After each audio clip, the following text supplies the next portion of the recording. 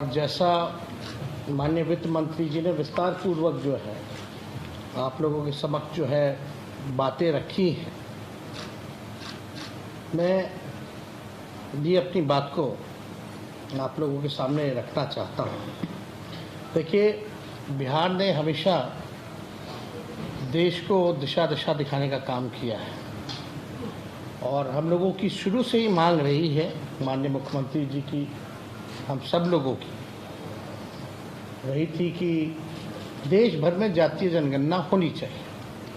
हम सब लोग, सभी दल के लोग जो है प्रधानमंत्री जी से मिले, लेकिन वहाँ से कुछ हुआ नहीं। तो तय यही किया गया था कि हम लोग अपने बलबूते राज्य सरकार जो है कराएंगे। और माननीय मुख्यमंत्री जी को धन्यवाद दिया जाता है कि एक ऐतिहासिक दिन जो 2 अक्टूबर का रहा, जो बापू का जन्मदिन हम लोग मनाते हैं, उस दिन जाति आधारित गणना, जाति की क्या स्थिति है वो जो है सरकार द्वारा पेश किया गया। और जब विधानसभा का सत्र पिछला चल रहा था तो पूरा रिपोर्ट जो है आप लोगों के समक्ष जो है रखा गया।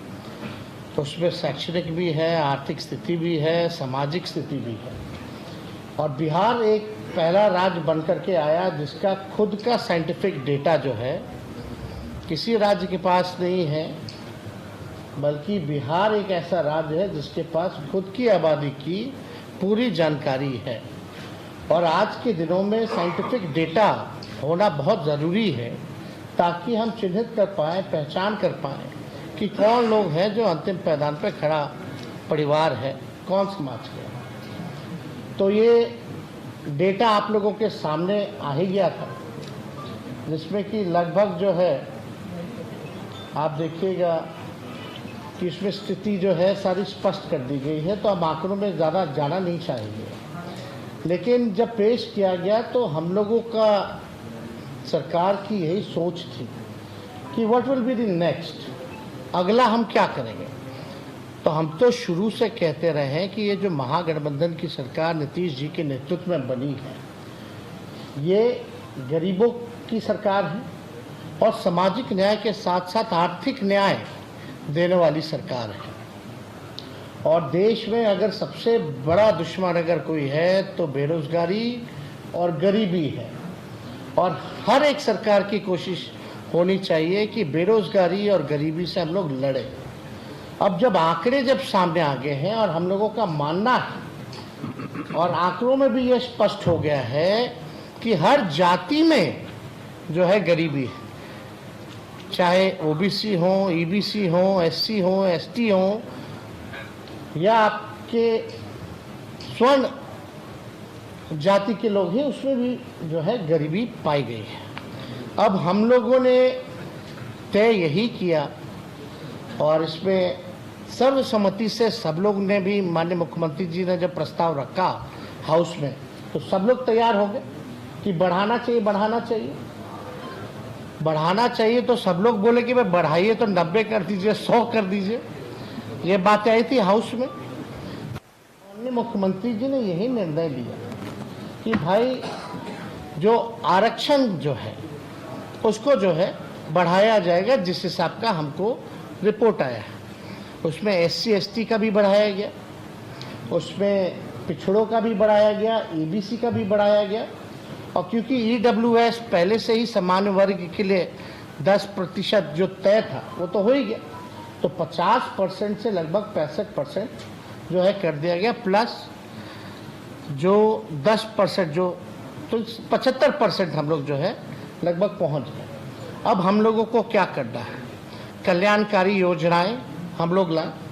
अब हम लोगों को पता है कि कौन भूमिहीन है, ज़मीन नहीं है जिसके पास, तो उनके सहायता के लिए माननीय मुख्यमंत्री जी ने ये भी पेशकश की कि उनको भूमि खरीदने के लिए हम लोग जो है 1 लाख रुपए की सहायता जो है करेंगे, 60,000 से 1 लाख तक पहुंचा देंगे। अब जिसका झोपड़ी है, घर नहीं बन रहा, उसको भी 1,20,000 हम लोग जो है देंगे। दूसरी ये बात, तीसरी ये थी कि भाई अब जिनके परिवार जो 94 लाख जो गरीब परिवार है जिसके पास रोज, उनको नौकरी के लिए विशेष सहायता के लिए 2 लाख रुपए कि सहयोग हम लोग करेंगे। तो दो बातें आ गई। हम लोग ये चाहते हैं कि जब सर्वसम्मति से जब किसी ने विरोध नहीं किया और सबको इच्छा है कि आरक्षण की सीमा बढ़ाई जाए, तो कैबिनेट ने ये निर्णय लिया कल माननीय मुख्यमंत्री जी की अध्यक्षता में कि भाई कोई पेच ना फंसे। जिस हिसाब से जब हम लोग जातीय आधारित गणना करा रहे थे, कई पेच आए सामने, इतने आसानी से नहीं हुआ, काफी दिन विलंब रहा, लोगों को लाभ पहुंचाने में हम लोगों को दिक्कत हुआ, रिपोर्ट पेश करने में दिक्कत हुआ। तो ये जब आरक्षण की सीमा अगर हम लोग बढ़ा रहे हैं तो कोई पेच जो है किसी भी प्रकार का फंसना नहीं चाहिए। और माननीय वित्त मंत्री जी ने उदाहरण भी बताया, कई ऐसे मामले हैं जिनको शेड्यूल 9 में जो है वो किया गया, रखा गया है। तो हम लोगों ने यही रिकमेंड किया है कि भारत सरकार जो है, जो आरक्षण की सीमाएं हम लोगों ने बढ़ाई है, उसको शेड्यूल 9 में जो है रखा जाए। और इससे पहले भी एक राज्य जो है तमिलनाडु, उनका भी जो है पहले से 69% था, उसको भी शेड्यूल 9 में रखा गया है। तो हम लोग तो यही अब इंतजार में है कि अविलंब भारत सरकार ना सोचे ना समझे, क्योंकि आपके दल के सभी लोगों ने यहाँ सहमति जताई है और आपके दल के लोगों का तो कहना है कि और भी बढ़ा दे सरकार, तो उसमें भी साथ देंगे। तो कम से कम बिना सोचे अविलंब जो है इसको शेड्यूल 9 में रखा जाए। और दूसरी बात, जहां 2.5 लाख करोड़, जैसे वित्त मंत्री जी ने हम लोगों ने बताया, भूमिहीन को भूमि देना, गरीबों का घर बनवाना, लोगों के रोजगार में मदद करना, तो लगभग 2.5 लाख करोड़ का जो अतिरिक्त हम लोगों पर भार है वो किया जाए। हालांकि मुख्यमंत्री जी ने स्पष्ट ये विधानसभा में कर दिया था कि 5 साल तो लगेगा, लेकिन अगर भारत सरकार अगर विशेष मदद कर दे, विशेष राज्य का दर्जा दे दे, तो ये काम जो है 2 साल 2.5 साल में हम लोग जो है कर लेंगे, ताकि बिहार जो है गरीबी से मुक्त हो सके और अपने बिहार के लोगों के पास रोजगार हो, अपना मकान हो, अपना जमीन हो, ये हो सकेगा। और इसमें तो हम लोग सबको साथ लेकर के चल रहे। हम लोगों ने किसी के साथ भेदभाव नहीं किया है, चाहे अपर कास्ट के हों, बैकवर्ड हों, ईबीसी हों, schedule caste, schedule tribe, minority के लोग, सब लोगों को साथ हम लोग लेकर के चल रहे हैं। और हम लोगों को सब लोगों के लिए काम करना है। जो back bencher of the society है, जो गरीब परिवार है, उनको मुख्य धारा में हम लोगों को लाने का यही लक्ष्य है।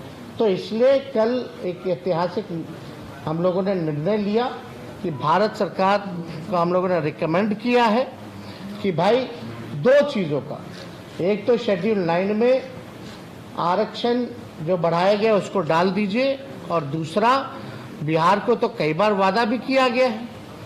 हमको जहाँ तक याद है कि प्रधानमंत्री जी ने भी चुनाव के दौरान, उससे पहले भी कई बार कहा है कि बिहार को जो है विशेष राज्य का दर्जा वो दिलाएंगे। तो हम लोगों की यही अपेक्षा है, उम्मीद है कि प्रधानमंत्री जी और भारत सरकार जो है अविलंब जो है इस चीज़ को शेड्यूल 9 में डालेगी और विशेष राज्य के दर्जा वो देंगे नहीं देंगे, वो अपने कम से कम ओपिनियन जो है, अपनी राय को लोगों के सामने रखना चाहिए। नहीं होगा तो बिहार सरकार जो कर रही है अपने बलबूते, अपने खुद के खर्च पर, वो हम लोग करते नहीं। तो ये इसलिए जो है आप लोगों को यहाँ बुलाया गया और सूचित किया गया कि भाई ये चीज़ें जो हैं, क्योंकि आप सब लोग को भी फ़ायदा है, आप लोगों के जान पहचान वालों को भी फ़ायदा है, सब लोग आप लोग बिहार के लोग हैं, और बिहार को अगर विशेष राज्य का दर्जा मिलेगा तो इससे बड़ी बात क्या हो सकती है। तो हम अपनी बात को यही विराम देते हैं।